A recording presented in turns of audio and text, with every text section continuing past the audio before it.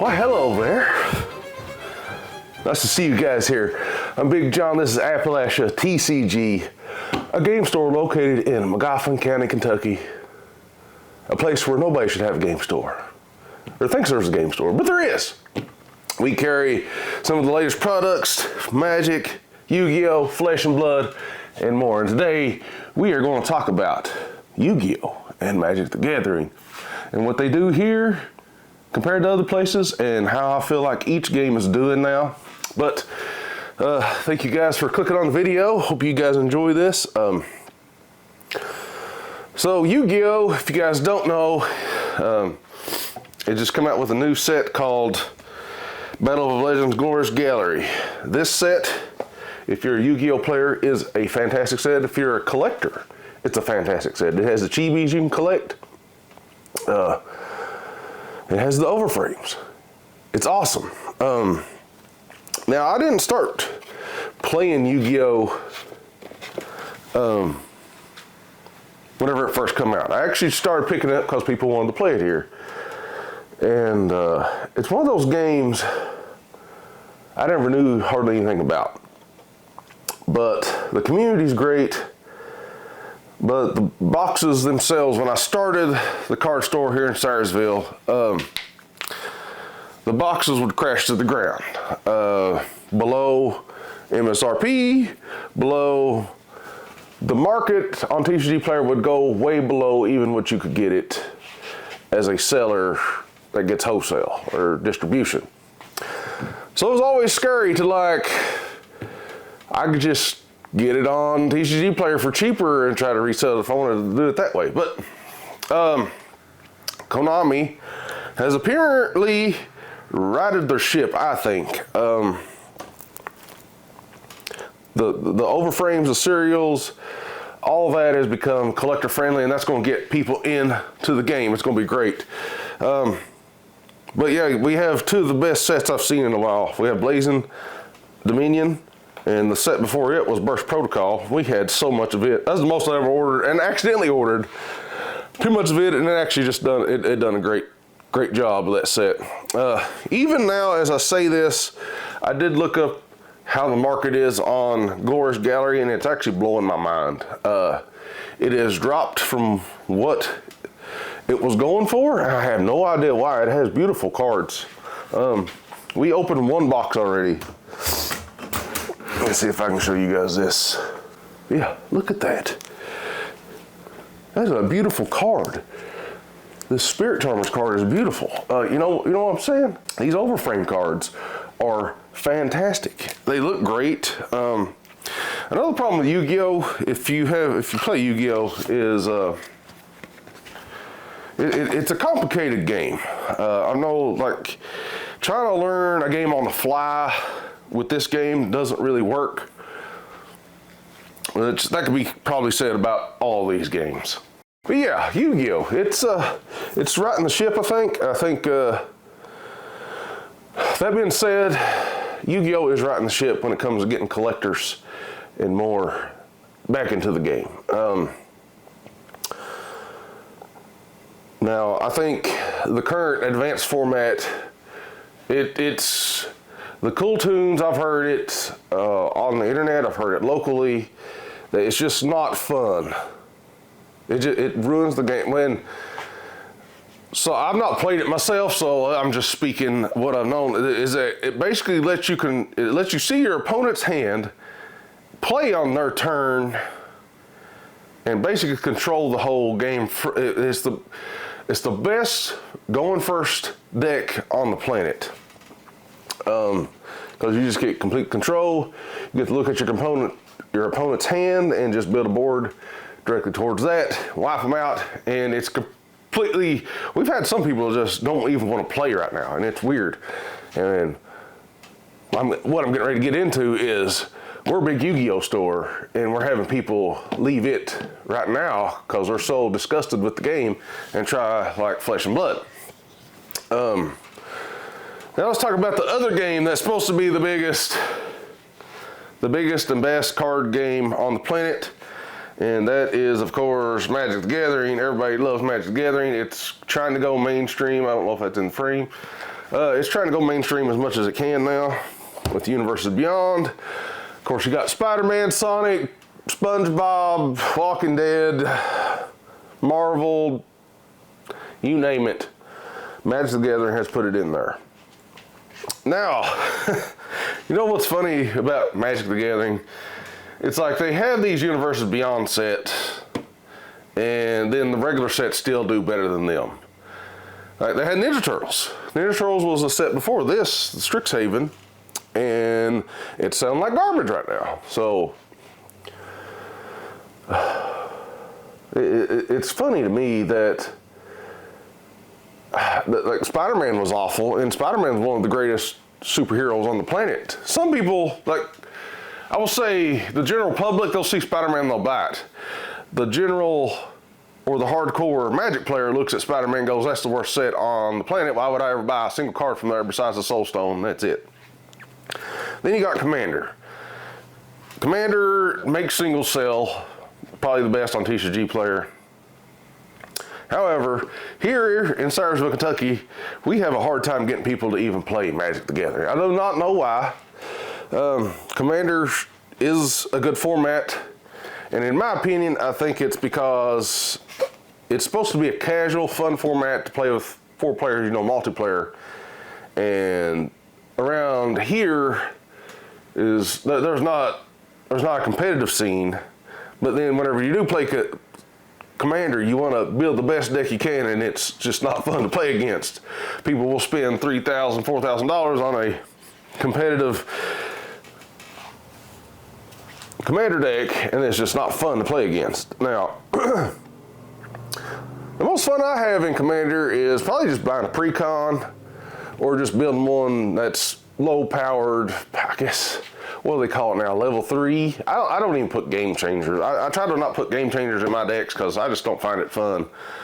Whenever I have all these cards and nobody else does, it's like, who am I? I mean, if I was in a competitive environment, sure. But I don't even like playing competitive Commander, so it's like I don't even want these cards. But that's just me. I don't know if you guys on the internet, if you have suggestions of what we could do different to maybe get a Magic community here. We've tried running Pauper, Standard, Modern, Commander, Pre-Con Commanders, and it just doesn't stick. And every single store around us, now granted, Magoffin County small, guys, so we get it. It's small, it's not next to a college, it's not anything. Everybody around here is kind of poor as well. But we would like to have a solid Magic the Gathering community. And I'm not sure what to do about that. Mostly, if you want to know, if you like talking business and stuff, mostly what we do with Magic right now is we get boxes, we get cases, and we crack it, and we sort it, and we sell it on TCG Player. That's about the most it goes down to. It's the only way to really move it and still make a decent amount of money on it without taking a hit on selling just boxes online. So it depresses me because whenever I started this, Magic was one of the #1 games I wanted to play, and it just doesn't get played here. Now, it might be possibly my fault because I fell in love with Flesh and Blood and Yu-Gi-Oh! And well, Pokemon is just insane. If you guys follow Pokemon at all, we have plenty of Pokemon. If you guys want to buy Pokemon, we have Pokemon. Pokemon's not my favorite game to play.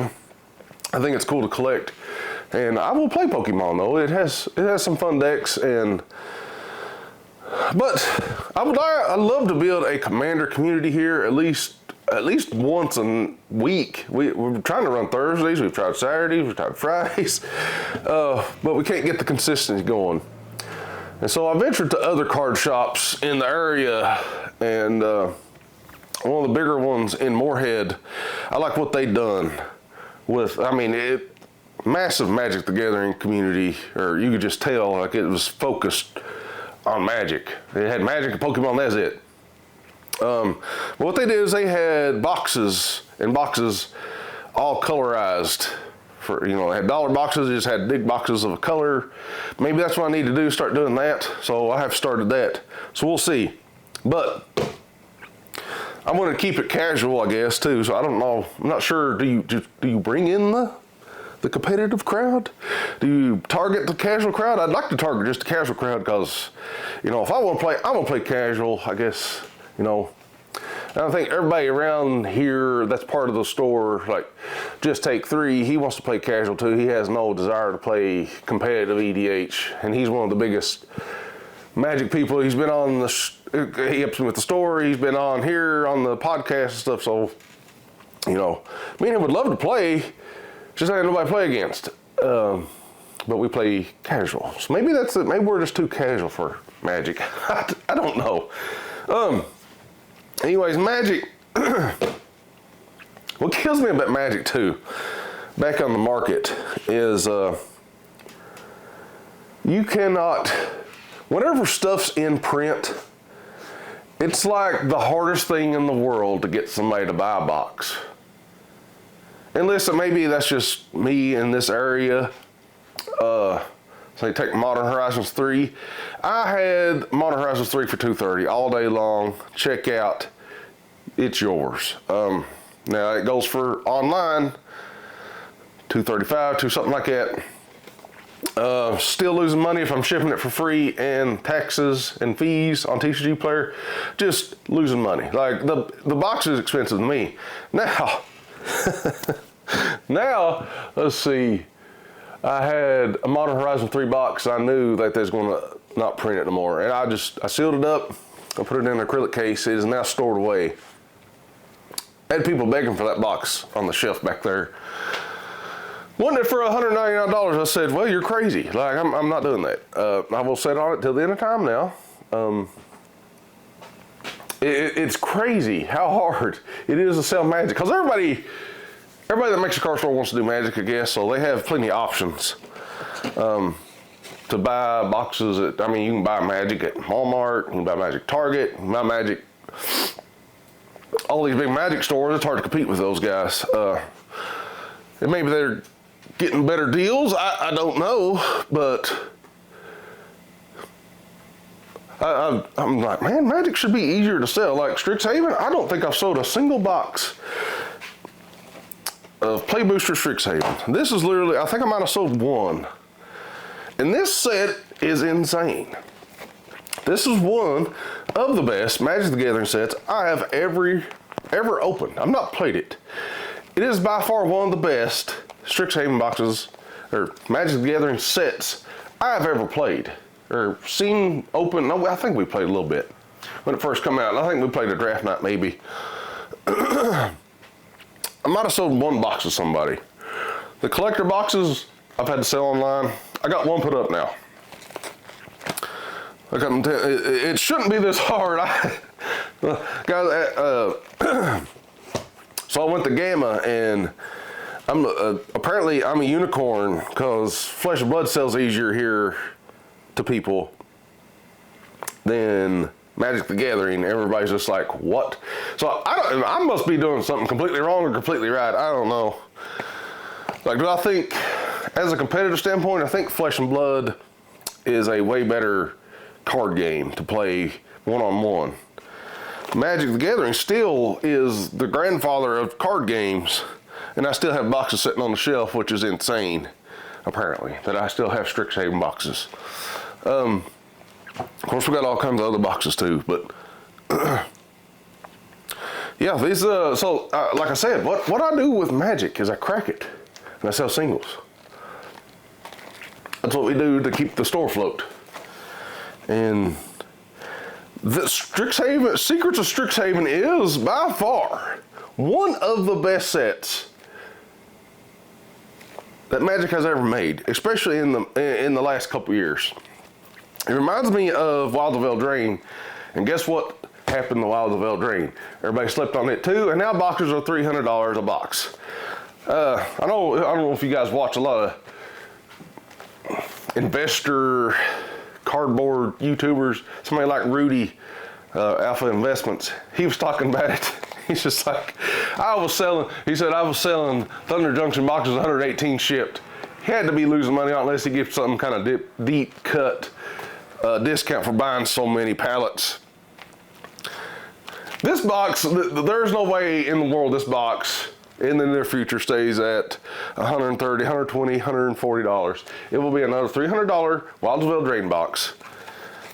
And it just has insane stuff in it. Like if you like Commander, you just like to play Standard, it's great. The Commander decks aren't as good as they used to be if you ask me. They got rid of the collector packs, so nobody's wanting these as bad anymore. Now, we got allocated on getting the collector Commanders, the all-fold, chromed out editions.